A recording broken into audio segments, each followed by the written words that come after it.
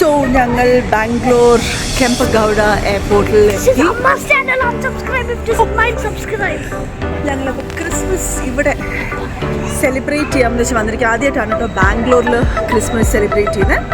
So I don't know how it's going to be. എൻ്റെ അനിയത്തി ഇവിടെ ഉണ്ട്, എൻ്റെ അമ്മാവൻ്റെ മോള്.